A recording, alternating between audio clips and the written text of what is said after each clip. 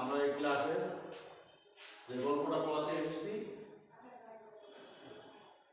অতিথির স্মৃতি। অতিথি কি প্রথমে আমাদের জানতে হবে, তারপরে স্মৃতি কি আমরা জানবো, তারপরে আমরা জানবো গল্পটা কে লিখেছেন। অতিথি কাকে বলে? অতিথি হলো এক তিথির জন্য যিনি অপেক্ষা করেন তাকে আমরা বলবো অতিথি। আর স্মৃতি কি? এই অতিথির সঙ্গে যত সময় আছি আমরা, এর সাথে থাকা অবস্থায় আমাদের যে কথোপকথন, আমাদের যে মনের সম্পর্ক, আমাদের যে বাগবিতণ্ডা, আমাদের সুসম্পর্ক দুঃসম্পর্ক যা কিছুই হোক না কেন, সেটাই হলো আমাদের স্মৃতি। লেখক এই অতিথির স্মৃতি গল্পে সে তেমনই একটা মানে আর কি বাস্তবধর্মী স্মৃতি তিনি ওখানে তুলে ধরেছেন। আর এই গল্পটা লিখেছেন কে? শরৎচন্দ্র চট্টোপাধ্যায়। শরৎচন্দ্র চট্টোপাধ্যায় সম্পর্কে তোমাদের ধারণা সবাই আছে। শরৎচন্দ্র চট্টোপাধ্যায়কে ইনি বাংলার অপরিহার্য কথাশিল্পী শরৎচন্দ্র চট্টোপাধ্যায়। তিনি 1876 সালে পশ্চিমবঙ্গের হুগলি জেলার দেবানন্দপুর গ্রামে ইনি জন্মগ্রহণ করেছিলেন। এনার পারিবারিক বা আর্থিক অবস্থা বেশি ভালো ছিল না। 1814 থেকে 1817 পর্যন্ত মোট 3 বছর তিনি মামার বাড়িতে তার জীবন অতিবাহিত করেছেন। আর্থিক অনটনের কারণে তিনি কলেজ জীবনের পাঠ সমাপ্ত করতে পারেননি। তিনি আর্থিক অনটন লাঘবের উদ্দেশ্যে রেঙ্গুন যাত্রা করেন। কত সালে? আর্থিক অনটনের জন্য তিনি রেঙ্গুন যাত্রা করেন। আর্থিক অনটনের জন্য তিনি রেঙ্গুন যাত্রা করেন কত সালে?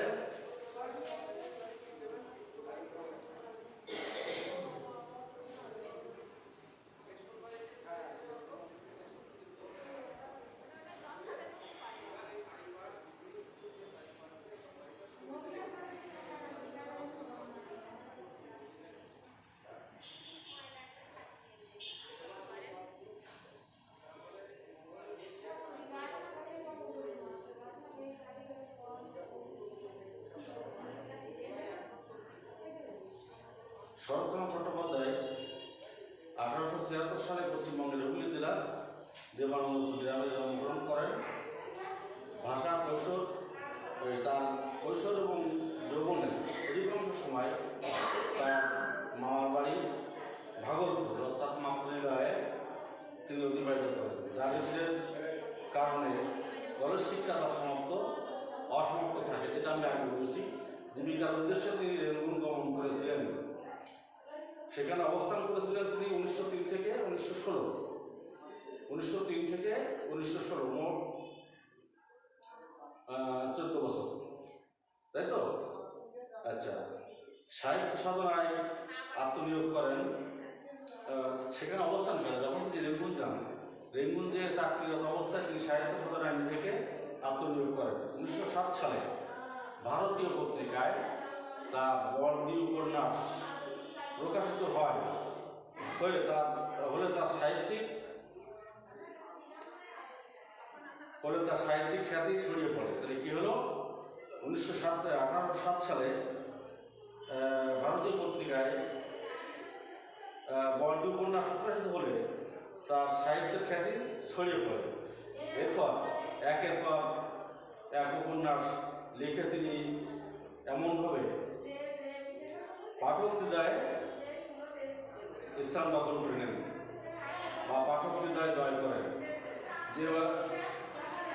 যে বাংলা সাহিত্যের সবচেয়ে জনপ্রিয় লেখক হিসাবে পরিচিত হন। তাই কি একের পর এক সাহিত্য রচনা তিনি রচনা করে বাংলা সাহিত্যের ক্ষেত্রে পাঠক হৃদয়ে তিনি নিজেকে একজন সাহিত্যিক হিসাবে পাঠকদের মন জয় করে নেন। আচ্ছা, এরপর তিনি একের পর গল্প উপন্যাস লিখে আরও জনপ্রিয় হতে থাকেন। সাধারণ বাঙালি পাঠকের আবেগকে তিনি যথাযথভাবে উপলব্ধি করতে পেরেছিলেন।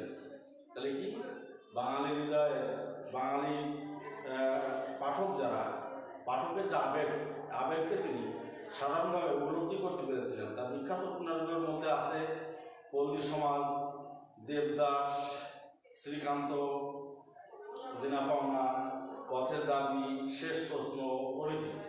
সাহিত্যের প্রতিভার স্বীকৃতি স্বরূপ বা সাহিত্যের প্রতিভার স্বীকৃতি হিসাবে তিনি কলকাতা বিশ্ববিদ্যালয় থেকে জগত্তারিণী স্বর্ণপদক লাভ করেন এবং ঢাকা বিশ্ববিদ্যালয় থেকে ডিলিট উপাধি লাভ করেন। তাহলে বাংলা সাহিত্যের এই কালজয়ী কথাশিল্পী জীবন অবসান ঘটে বা এই কালজয়ী সাহিত্যিক মৃত্যুবরণ করেন, জীবন অবসান ঘটে বা মৃত্যুবরণ করেন কত সালে? 1938 সালে। কোন জায়গায়? কলকাতায়। আর ইনি জন্মগ্রহণ করেন 1876 সালে পশ্চিমবঙ্গের হুগলি জেলার দেবানন্দপুর গ্রামে, তাই না? এই হল তার লেখক পরিচিতি, লেখকের জীবনী। এখন আমাদের জানতে হবে যে অতিথি শ্রেণী, আগে আমি বলেছি যে অতিথি যিনি একদিন জন্য আসেন, কারোর বাড়ি অপেক্ষা করেন, তিনি অতিথি। এই অতিথির সঙ্গে যে সময়টুকু ধরে লেখকের কথোপকথন, আলোচনা, বিভিন্ন গল্প মাধ্যম বা যিনি যা কিছু করেছেন সেটাই তার স্মৃতি। তেমনই একটা প্রবন্ধের ইনি এখানে উত্থাপন করেছেন, প্রবন্ধ যেটা নাম হলো অতিথি স্মৃতি। সেটা হলো কি যে মানুষে যেমন ভ্রাতৃত্ববোধ আসে, মানুষে যেমন সভ্যতা গড়ে ওঠে, মানুষে যেমন মানবিকতা সৃষ্টি হয়, একজনের প্রতি আরেকজনের ভালোবাসা সৃষ্টি হয়, যেমন মানুষ ও পশুর মধ্যে যে ভালোবাসার সৃষ্টি হতে পারে, লেখক এখানে তারই একটা নিদর্শন তুলে ধরেছেন। সেটা আজকে আমরা এই তার পাঠ পরিস্থিতির মধ্যে জানবো যে শরৎচন্দ্র চট্টোপাধ্যায়ের দেওঘরের স্মৃতি গল্পটির নাম পাল্টে ঈষৎ পরিমার্জনা করে এখানে অতিথি স্মৃতি হিসাবে সংকলন করা হয়েছে। তাহলে কী হলো? তার দেওঘরের স্মৃতি গল্পটির নাম পাল্টে কিছু পরিমার্জন এবং পরিমার্জনা করে এখানে অতিথি স্মৃতি হিসাবে সংকলন করা হয়েছে। তাহলে এই ঘটনাটা কোন জায়গা? দেওঘরে। আচ্ছা,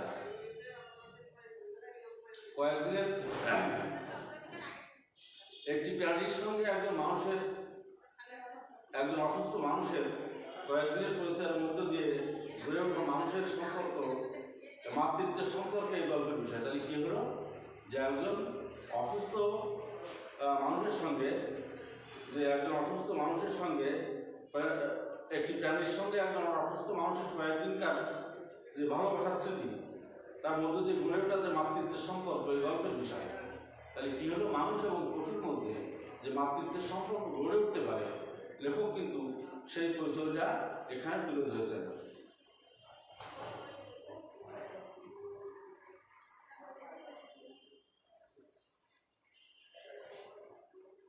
মানুষে স্নেহপ্রীতির সম্পর্ক, অন্য জীবের সঙ্গে মানুষের তেমন সম্পর্ক গড়ে উঠতে পারে, এ কথাও তিনি বলেছেন। কিন্তু সেই সম্পর্ক নানা প্রতিকূলতার কারণে স্থায়ী রূপ থেকে বাধাগ্রস্ত হতে পারে।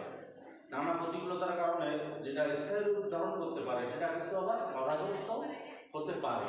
সব যে স্থায়ী হবে তা না। আবার এই সম্পর্কের সূত্র হতে পারে একটি সূত্র ধরে একটি মানুষ এবং একটি জীবের প্রতি যখন মানবতার সিদ্ধ হয় তখন মানুষের আচরণ নির্মম হয়ে উঠতে পারে। তাহলে কী হলো যে একটা মানুষের জীবের প্রতি যখন মানবতায় সিদ্ধ হয় তখন মানুষের আচরণ নির্মম হতে পারে। একটি মানুষ এবং জীবের প্রতি যখন মমতার সিদ্ধ হয় তখন মানুষের আচরণ নির্মম হয়ে উঠতে পারে। এই গল্পের সম্পর্কে এই বিচিত্র রূপ প্রকাশ করা হয়েছে। তাহলে কি মানুষের সাথে মানুষের সঙ্গে জীবের যে সম্পর্ক সেটাই তার এখানকার স্মৃতি। একটা অসুস্থ মানুষের সঙ্গে একটা জীবের সঙ্গে থেকে তিনি যে উপলব্ধিবোধ বা যে জ্ঞান, যে ধারণা তিনি ধারণা তিনি পোষণ করেছেন, সেটাই হলো তার স্মৃতি। আজকে এখানে লেখক এই গল্পটার নামকরণ করেছেন অতিথির স্মৃতি। সেই অতিথি কে ছিল এখানে? লেখক নিজেই ছিল অতিথি, আর তার সঙ্গে ছিল একটা জীব। এটা হলো আজকে আমাদের আবশ্যক বিষয়। তাহলে আমরা প্রথমে জানবো যে অতিথির স্মৃতি গল্পে লেখক কার সঙ্গে